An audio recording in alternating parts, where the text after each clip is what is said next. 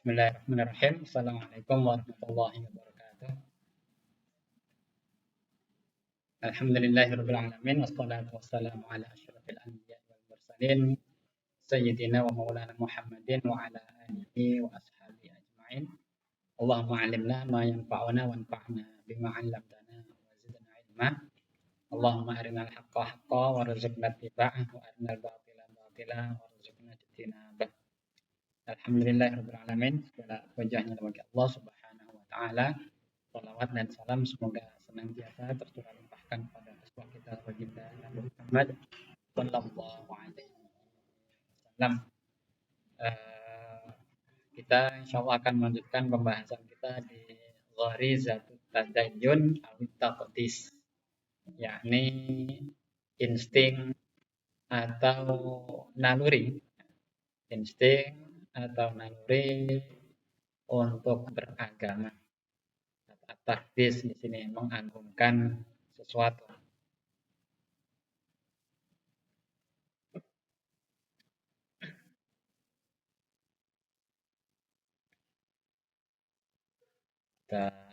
Ada yang buka kitabnya enggak?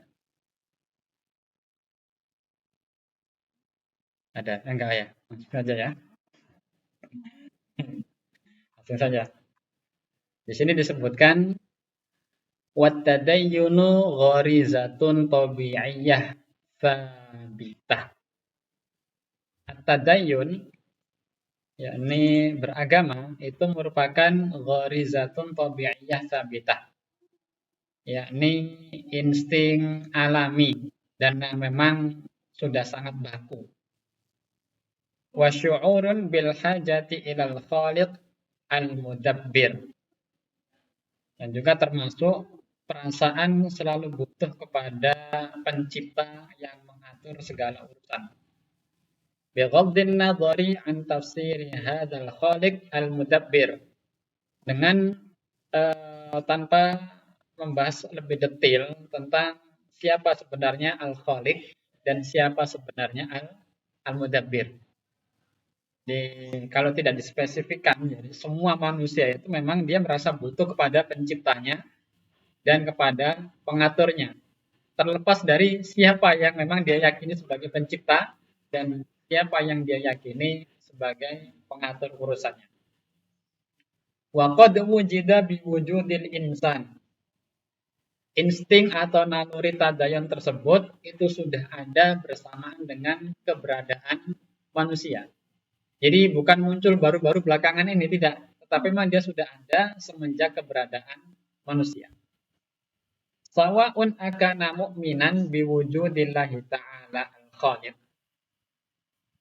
Baik itu ia yang beriman akan keberadaan Allah Subhanahu wa taala sang pencipta, au kafiron bih, atau ia ingkar kepadanya.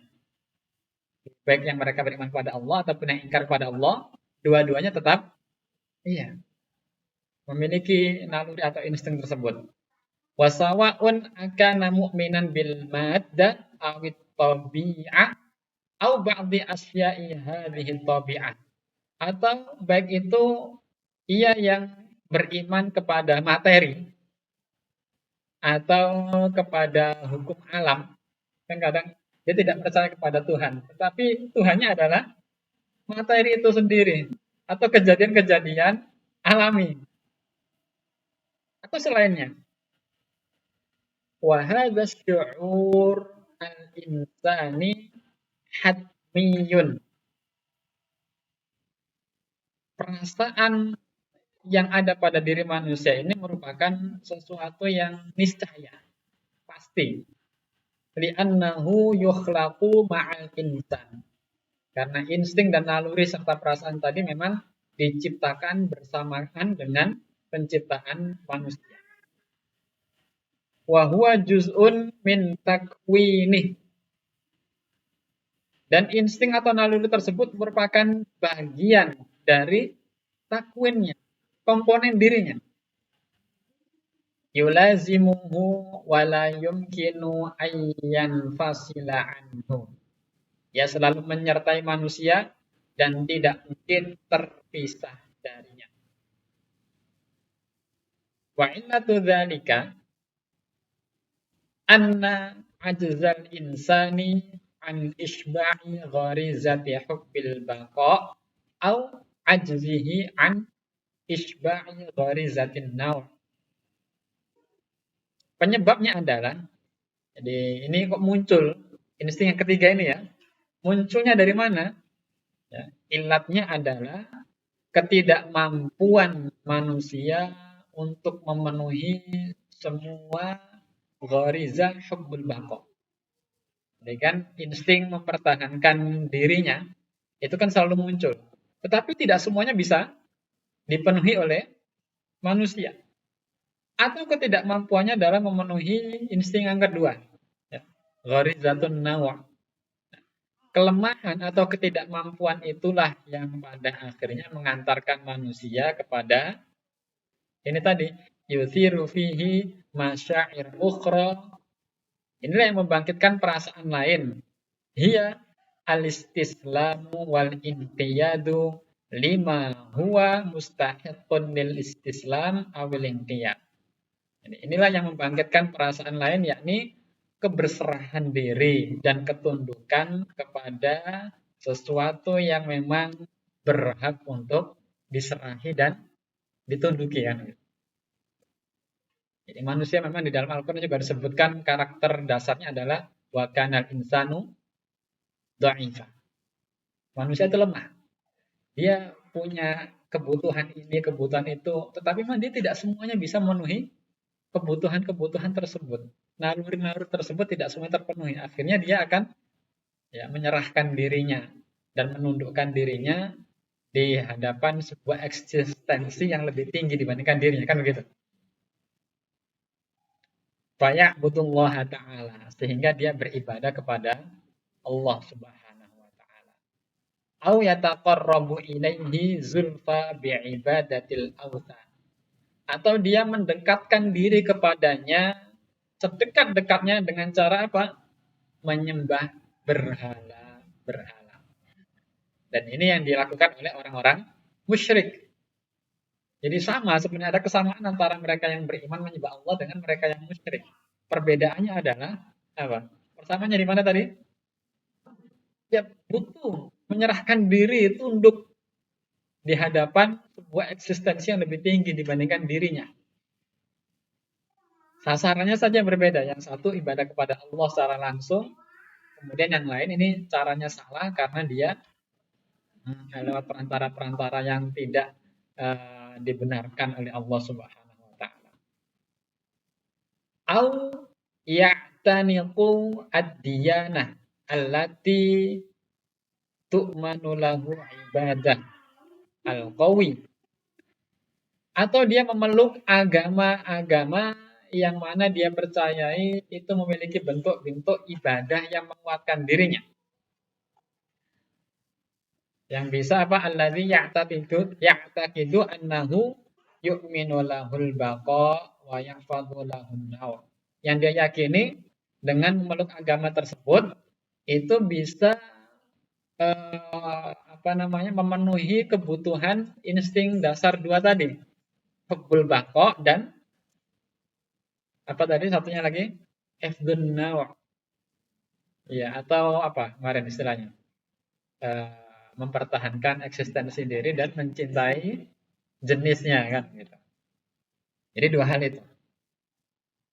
Wa kullu dzalika natijatun li syu'urihi bil ajzi at-tabi'i fi hadhil hayah.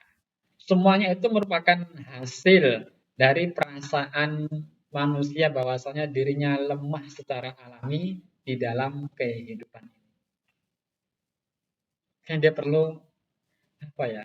Menyandarkan dirinya, menyerahkan dirinya dan menundukkan dirinya di hadapan kekuatan yang lebih tinggi. Wa hadza huwa at-tadayyun. Inilah yang disebut dengan at-tadayyun, keberagamaan. Awit taqdis lima ya'taqidul insan annal khaliq al-mudabbir. Atau taqdis, memuliakan, mengagungkan sesuatu yang ia yakini bahwasanya ia adalah pencipta dan pengatur. Auma yutasawwaru annahu qad halla bihil khaliq al-mudabbir. Atau apa-apa yang dia anggap bermanifestasi, menempati posisi al-khaliq dan al-mudabbir. Makanya di mitologi, saya sebutnya mitologi ya, di mitologi Yunani atau Hindu itu kan ada yang ini pencipta, yang ini mengatur, itu pemelihara. Tetapi apakah Tuhan? Bukan. Tapi mereka begitu kan. Waqad yadhharu taqdisu bi madharihil haqiqi wa yakunu ibadatan. Kemudian at-taqdis, pengagungan tadi, ini bermanifestasi secara hakiki menjadi ibadah. Jadi ibadah sebenarnya itu. Ada kelemahan, ada ketidakmampuan, kemudian menjandarkan diri kepada kekuatan yang lebih tinggi dibandingkan dirinya. Kalaupun bukan ibadah, waqad yadhharu bisuratin aqall. Kadang bermanifestasi menjadi sesuatu yang lebih rendah dibandingkan ibadah. Ya. Tingkat di bawah ibadah itu adalah ta'ziman wa tabjilan, penghormatan dan pengagungan. Wa taqdisu huwa muntahal ihtiram al-qalbi. Pengagungan atau penghormatan itu adalah ujung dari penghormatan hati pada sesuatu. Wa huwa amrun fitriyun lahu madzahiru muta'addidah. Ini adalah sesuatu yang fitri, fitrah. Jadi makanya kalau ditanya fitrah manusia itu apa saja, di antaranya ini fitrah, at-taqdis atau at-tadayyun. Yang mana ia lahu madzahir muta'addidah, punya manifestasi yang beraneka ragam. A'laha al-ibadah. Yang paling tinggi. Jadi manifestasi dari insting ketiga ini yang paling tinggi adalah ibadah. Nah, di sini ada hal yang perlu kita catat atau perlu kita garis bawahi. Walaysa huwa binatijin 'anil khauf. Tadi ibadah tadi yang merupakan manifestasi tertinggi dari naluri yang ketiga, ini munculnya bukan dari khauf, rasa takut. Ya. Menurut penulis, ibadah itu sebenarnya munculnya bukan dari rasa takut, khauf. Bal anit tadayyun. Tetapi ibadah itu munculnya adalah dari naluri yang ketiga, tadayyun. Di anna taqdisa la yumkinu ayyakuna madharan min madhahiril khauf. Karena takdis atau pengagungan, pemuliaan tadi tidak mungkin muncul sebagai manifestasi dari khauf. Kenapa? In annal khaufa madharun min madhahiril mulk awid difa' awil huruf. Karena khauf itu sendiri dia adalah manifestasi dari kepengecutan. Kemudian ad-difa' apa? Membela diri. Awil huruf atau kabur dari sesuatu ya, lari dari sesuatu. Ini berbeda antara al-khauf dengan takdis. Karena kalau orang khauf itu kan lari. Tapi kalau takdis memuliakan, dia akan mendekat. Adapun ibadah itu bukan lari, ya, kabur dan seterusnya. Tetapi dia lebih kepada, dari sinilah kemudian penulis menyatakan bahwasanya ibadah itu munculnya adalah dari tadayyun, insting yang ketiga, bukan dari khauf. Yang khauf itu kan lebih banyak dipengaruhi oleh insting yang pertama kan, mempertahankan.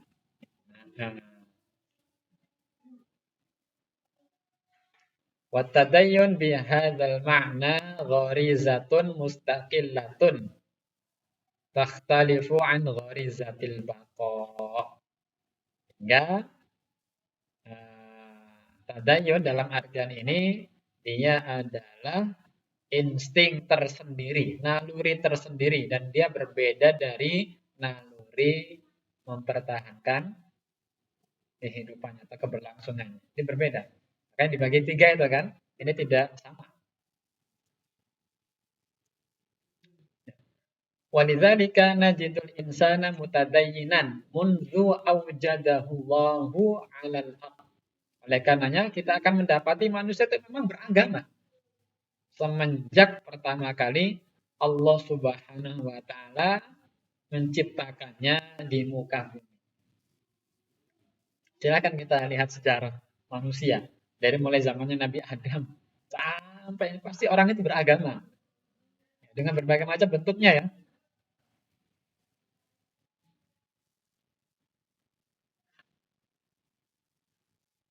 Makanya penyebutan di dalam Al-Quran itu ya hanya antara mukmin dan kafir. Mukmin itu berarti beriman kepada Allah, kalau kafir itu bisa berarti musyrik. Ya. Dia beragama, tetapi bukan menyembah Allah Subhanahu wa taala. Dia melakukan penyembahan. Jadi kalau di dalam Al-Quran ada tidak? Ada tidak disebutkan orang tidak beragama? Apa istilahnya? Ateis. Ada tidak di Al-Quran? Karena sebenarnya orang ateis juga beragama. Ya, nanti akan kita bahas. Wa qad 'abada syamsa wal kawakiba wan nar wal asnam. Dalam beragama tadi ada orang yang menyembah matahari, ada orang menyembah planet-planet, menyembah api, menyembah berhala-berhala. Ada pula yang menyembah tsumma 'abadallah ta'ala, menyembah Allah Subhanahu wa taala. Karena ini disebut sebagai fitrah yang tidak mungkin hilang. Ya, hanya tertimbun saja. Wala najidu fi asrin minal usuri sya'ban illa ma'la ila ibadah. Kita tidak akan pernah menjumpai di masa manapun itu sebuah masyarakat, melainkan mereka akan condong kepada sebuah praktek peribadatan. Pasti ada. Hatta syu'ubul lati ajbaruhas salatin ala tarkit tadayyun. Ya. Sampai-sampai masyarakat yang dipaksa oleh penguasa untuk meninggalkan agama, abad illa antakuna mutadayyinatan. Mereka akan enggan untuk mengikuti perintah dari penguasanya itu. Pasti mereka akan tetap ingin beribadah, beragama. Bahkan mereka akan mampu melawan, atau mereka juga bisa sampai tahan, mendapatkan siksaan, ujian, cobaan, demi bisa beribadah sesuai yang mereka yakini. Kalaupun mampu dilarang, itu sifatnya hanya sementara. Nanti begitu mereka ada kesempatan, mereka akan beribadah kembali. Selalu seperti itu, kan ini adalah salah satu naluri. Tidak mungkin bisa dihilangkan. Amma ma yadharu lada ba'dil mulhidin minal kufri awil istihza'i bil ibadah. Adapun apa yang nampak pada orang-orang ateis atau mereka yang mengolok-olok peribadatan, fala ya'nil kufral mutlak. Ini sebenarnya bukan berarti mereka tidak percaya agama secara mutlak. Bal huwa tahwilu gharizatit tadayyun an ibadatillahi ta'ala ila ibadatil makhluqat. Sebenarnya ini hanya pengalihan insting beragama dari beribadah kepada Allah Subhanahu wa taala kepada peribadatan makhluk.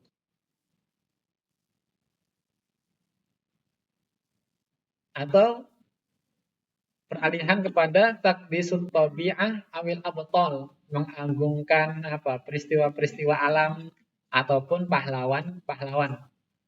Dan mereka mengagumi katanya orang nggak beragama. Kok yang diagungkan bola?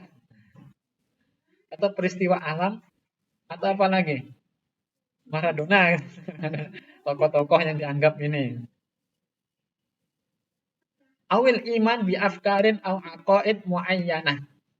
Atau mereka tanpa sadar, kadang mereka juga mengimani pemikiran-pemikiran atau keyakinan tertentu. Mereka tidak beragama, tetapi mereka menganut paham materialisme, apalagi hedonisme misalkan, atau komunisme, apalagi Ya, dan isme-isme yang lain.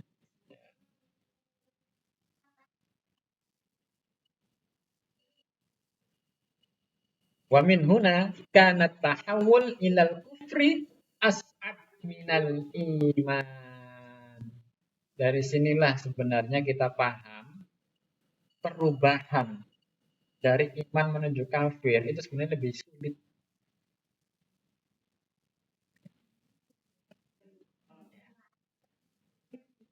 Iya. Orang beribadah kepada Allah Subhanahu wa taala sebenarnya mudah dibandingkan orang ketika dia meninggalkan peribadatan pada Allah kepada yang lain. Itu lebih sulit. Kok bisa? Karena tidak sesuai fitrahnya. Atau ketika seseorang berusaha untuk tidak meyakini agama. Dengan orang meyakini agama lebih mudah mana? Iya, tidak meyakini agama. Dengan ateis ya, menjadi ateis itu sebenarnya lebih berat bebannya. Karena menyalahi fitrah. Jadi segala sesuatu yang menyalahi fitrah itu pasti berat. Kok perempuan, fitrahnya kan perempuan. Jadi perempuan itu masih lebih mudah dibandingkan dia perempuan, tapi berusaha jadi laki-laki. Betul. Atau sebaliknya, dia fitrahnya laki-laki, berusaha jadi perempuan. Pasti perlu effortnya.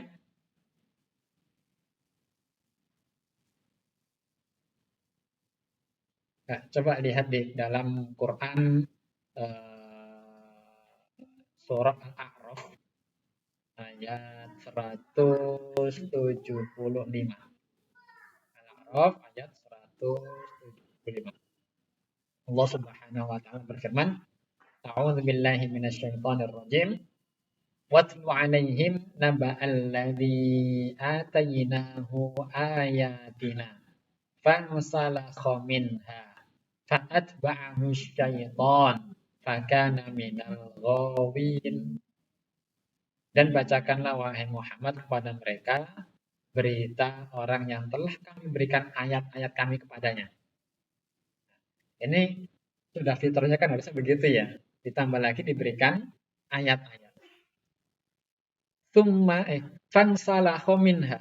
Kemudian dia melepaskan diri dari ayat-ayat itu. Insalah itu begini. Astalah itu mana asalnya adalah menguliti, mengupas. Jadi kalau ada kayu, itu kan kayu kan ada apa ya? Lapisan-lapisannya itu kalau yang tengahnya kan apa? Kayu, kemudian apa? Ada kulitnya itu kan. Nah, mengupas, mengelupas kulit dari kayu itu namanya salah. Atau antara daging dengan kulit mengelupas itu namanya salah. Perlu usaha tidak? Lebih mudah mana? Membiarkan itu tetap menempel atau mengelupasnya? Iya. Nah, sini bahasanya begitu. Bacakanlah wahai Muhammad kepada mereka berita orang yang telah kami berikan ayat-ayat kami kepadanya. Fansalah minha. Kemudian mereka berusaha untuk melepaskan diri dari ayat-ayat itu. Seperti apa? Nyeseti gitu. Nyeseti dirinya sendiri dari ayat tersebut. Kulit itu adalah dirinya, daging itu adalah ayat Allah. Mereka berusaha. Fa'atba'ahu syaitanu fakana minal ghawin. Lalu dia diikuti oleh syaitan. Maka jadilah dia termasuk orang yang sesat. Jadi sulit sebenarnya. Begitu pula ketika fitrah kita itu beragama, menyembah Allah, kemudian kita ingin melepaskan diri dari itu seperti apa? Menguliti tadi. Perlu effort yang tinggi. Li'annahu tahwilul insan an fitratihi wa an madhahirihal haqiqah. Nah, yang seperti itu adalah tahwilul insan, ya, mengubah atau mengalihkan manusia dari memalingkan manusia dari fitrahnya atau manifestasinya yang hak. Wadzalika yahtaju ila juhdin kabirin. Yang seperti itu butuh usaha yang sangat besar. Makanya mohon maaf, Lucinta Luna atau apa siapa nama aslinya? Fatah katanya. Fatah itu untuk jadi perempuan perlu effort yang tinggi. Ya operasi, ya sakit, ya berusaha mengubah cara berjalan, cara bicara. Effortnya tinggi. Coba jadi laki-laki kan? Eh, sudah diciptakan punya fitrah untuk beragama, sudah jalani saja sesuai dengan fitrah ini kan. Orang beragama salah cara bermanifestasinya, cara menyembahnya kepada siapa saja itu ya sudah nggak enak kok, sudah nggak nikmat. Apalagi ini menurut saya keluar dari fitrah.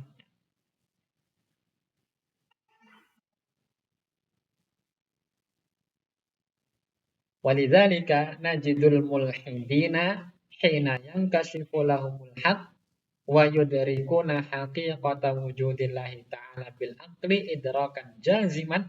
Oleh karenanya kita akan menjumpai orang-orang yang ateis tadi ketika mereka mampu menyingkap kebenaran dan mendapatkan hakikat keberadaan Allah Subhanahu wa taala dengan akal mereka, idrakan jaziman, dengan pengetahuan yang pasti, yusri'una ilal iman.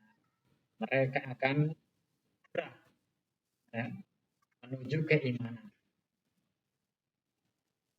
Karena mereka merasakan apa ya? Mereka capek, lelah, letih, nggak nyaman gitu. Seperti orang itu berada dalam sebuah azab gitu kan, azab pikiran mereka sendiri karena jauh dari fitrah.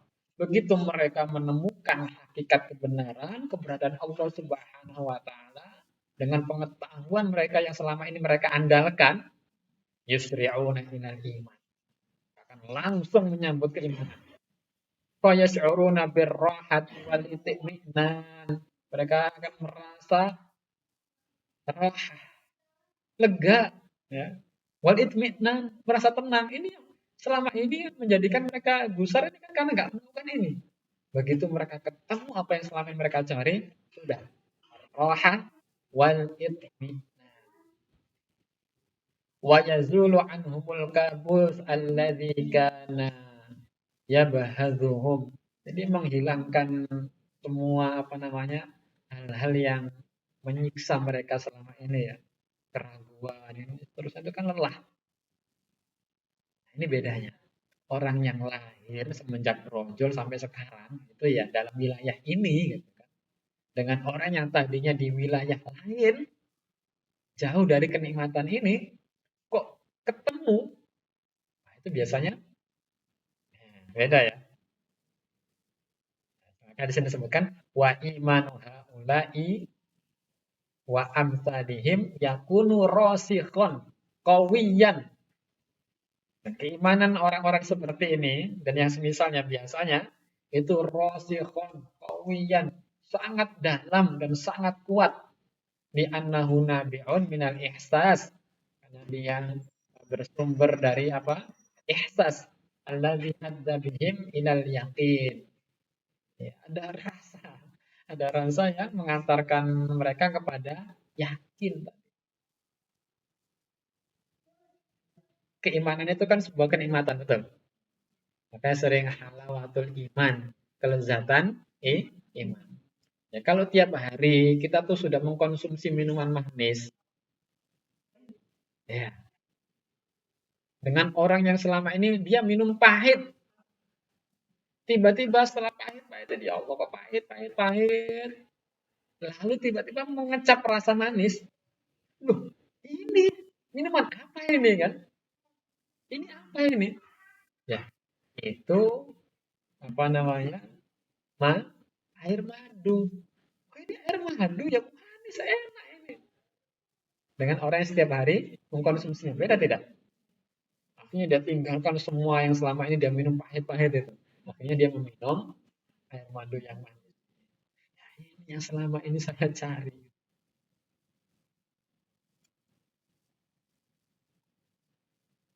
Wali anna aqlahum irtabata bi wujdani. Karena akal mereka juga sudah terikat dengan tadi wujdan, emosi, perasaan. Fa'adraku idrakan yaqiniyan haqiqata wujudillahi ta'ala. Mereka mendapati atau mendapatkan ilmu tentang hakikat keberadaan Allah Subhanahu wa taala dengan penuh keyakinan. Wa sya'ru syu'uran 'amiqan fi hadzal wujud. Mereka juga merasa perasaan yang sangat dalam dengan keberadaan Allah yang mereka temukan. Fitrahnya ketemu dengan akalnya, fitrahnya ketemu dengan perasaannya, ketemu dengan emosinya. Inilah yang menjadikan fataka wanat kuwatul iman indahu, membentuk kekuatan iman.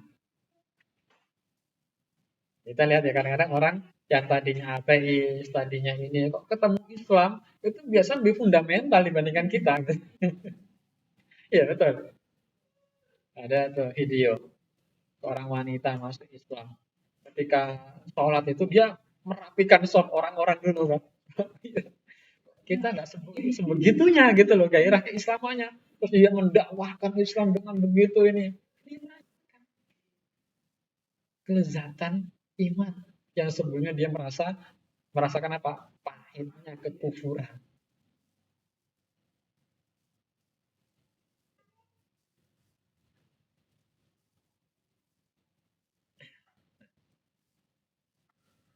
Karena coba kita menarik hubungan ya, antara manusia dan pencarian makna.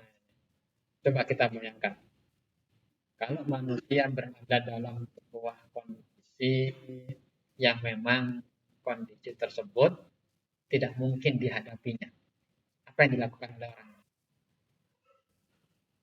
Misalkan Fir'aun sudah hampir tenggelam, apa yang dilakukan oleh Fir'aun? Yang tadinya dia mengatakan dirinya adalah Tuhan yang paling tinggi, kemudian ketika sudah hampir tenggelam, ya ini fitrahnya yang tadi terkubur itu muncul. Demikian pula manusia-manusia yang lain. Kadang Allah Subhanahu wa taala memberikan kita ujian dan cobaan yang bertubi-tubi supaya kita nyerah. Istislam tadi, tunduk, patuh, menyerahkan diri pada siapa? Fitrahnya muncul. Ini salah satu fungsi dan hikmah ujian dan cobaan. Karena kalau dikasih enak terus itu tertimbun fitrahnya. Akhirnya Allah berikan dia sebuah ujian, cobaan, kondisi di mana dia sudah tidak bisa mengandalkan dirinya sendiri dan tidak bisa mengandalkan orang lain, sehingga muncul fitrahnya. Sifat aslinya muncul. Ya. Aku beriman kepada Robnya Musa. Ya Allah, ini gimana ya Allah? Saya pasrah, saya ini dah dari kemarin kamu kemana aja?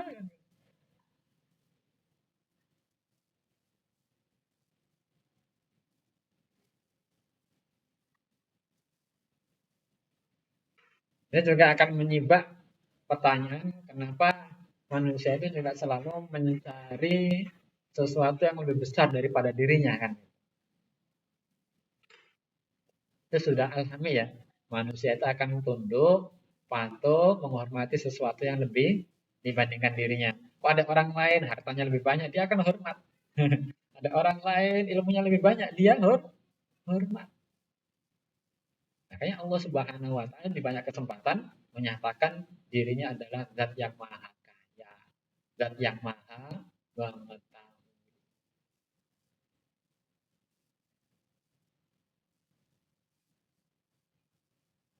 Kalau kita lihat perjalanan Nabi Ibrahim alaihissalam, itu kan juga menarik. Ini kan menghidupkan logika kita tentang fitrah tadi. Terlepas dari penafsiran, perbedaan penafsiran ya. Kalau di ayatnya memang disebutkan ketika melihat bintang-bintang, hadza Rabbi. Karena fitrah, ini fitrah.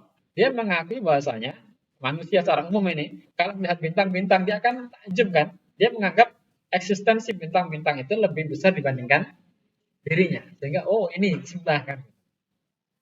Setelah itu melihat bulan, kok bulan lebih besar dari bintang. Berarti ini yang Tuhan kan. Berikutnya lagi melihat matahari lebih besar dibandingkan bulan. Cahayanya pun atau sinarnya lebih terang dibandingkan bulan. Berarti ini bulan. Tetapi kan kemudian di sini dipadukan dengan logika. Loh, bintang-bintang kok lebih kecil dibandingkan bulan? Bulan lebih kecil dibandingkan matahari. Berarti ini bukan Tuhan. Setelah itu, matahari kok juga lenyap, hilang, tenggelam. Berarti ini juga bukan Tuhan. Berarti siapa Tuhan? Tuhan adalah eksistensi yang lebih tinggi, yang menciptakan ini semuanya dan mengatur ini semuanya. Setelah Nabi Ibrahim berserah diri. Kan gitu ya.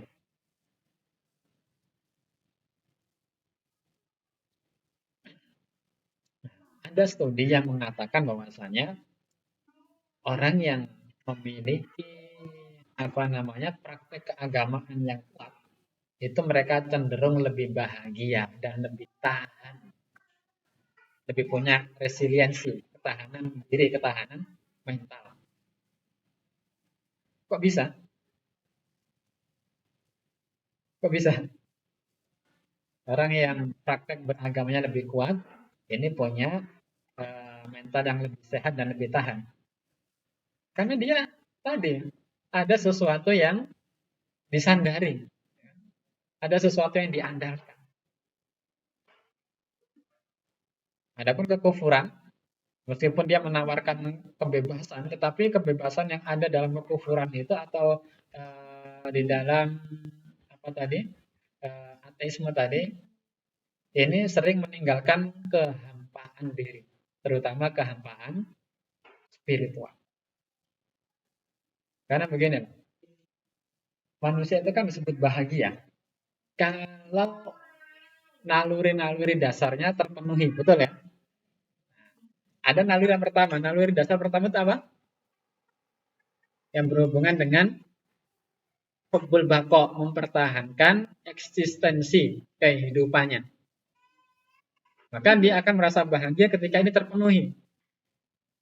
Ketika ini tidak terpenuhi, apa yang terjadi? Ketidakbahagiaan kan begitu. Kemudian naluri yang kedua pun demikian. Ketika dua naluri ini tidak terpenuhi, dia akan tidak bahagia. Tetapi ketidakterpenuhan dua naluri ini kemudian mengantarkan kepada naluri yang ketiga kan. Orang yang tidak memiliki saluran kepada naluri yang ketiga, maka ini, orang pengen hidupnya enak. Orang pengen hidupnya itu harta melimpah. Kok tidak terpenuhi? Maka apa yang dia lakukan? Kalau dia tidak punya saluran naluri yang ketiga tadi. Memaksa diri, untuk sampai di titik keinginannya tersebut. Ya kalau sampai, kalaupun sampai ada energi atau ada tenaga yang sangat banyak terkuras kan. Kalau tidak sampai apa yang terjadi? Ya stres. Ya, ima stres atau bunuh diri, sudahlah selesai kan begitu. Depresi. Tetapi orang yang punya naluri ketiga, dia akan mengarah ke sana. Oke, sekarang mengarah kepada naluri yang ketiga. Tapi salah jalannya. Bukan kepada Allah Subhanahu wa taala, tetapi kepada selain Allah Subhanahu wa taala atau selain tuntunan dari Allah Subhanahu wa taala. Bahagia tidak? Baik sendiri. Tapi kalau kepada Allah, kemudian sesuai dengan aturan-aturan Allah Subhanahu wa taala, dia akan menemukan kebahagiaan. Oh, itu tidak kamu capai, bisa jadi karena itu tidak baik untuk dirimu. Kan begitu aturan Allah Subhanahu wa taala. Sehingga ada rasa rela, ada rasa dan kalau kita sudah menyerahkan sepenuhnya diri kita kepada Allah Subhanahu wa taala, ini akan lebih enak. Kita akan sehat mentalnya dan punya ketahanan diri. Bayangkan begini, manusia itu pada hakikatnya ingin hidup, betul tidak? Allah menjanjikan kehidupan yang kekal. Di mana? Di akhirat, ya di surga. Manusia pengen enak terus. Allah menjanjikan kehidupan yang enak terus nanti. Iya nanti. Enak akhirnya. Kan itu yang memang manusia cari, itu pengen hidup terus, pengen enak terus. Betul? Iya kan?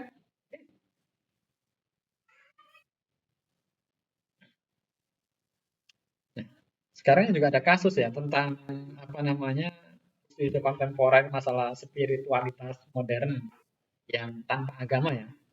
Sebenarnya orang sudah sadar ini, dia butuh apa namanya hal-hal yang bernuansa spiritual, sehingga ada meditasi, mindfulness, ada apa namanya yoga dan lain sebagainya itu kan. Ini kan untuk mencari ketenangan-ketenangan non religius. Ini saya tidak menyindir orang lain, tidak ya. Itu sebenarnya ini non religi ini ya apa ketenangan tanpa agama, non religi dari meditasi, yoga. Kok bisa? Oke lah, kalau mereka tidak beriman. Jadi adalah itu. Jadi Tuhan sudah beriman, ada aturan, ya, ada aturannya, ada petunjuknya, kok nggak ke situ? Bisa jadi karena tadi sudah terbiasa dalam ini tadi sehingga tidak mampu merasakan manisnya keimanan, indahnya syariat ini. Nah, orang lain yang tadinya ateis, yang tadinya tidak beriman, menemukan sholat itu dia merasakan ini, kok ini orang sudah selama ini sholat mencari kenikmatan yang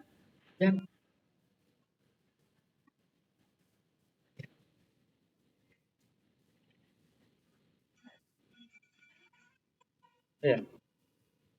Dan nanti setelah ini kita buka diskusi ya.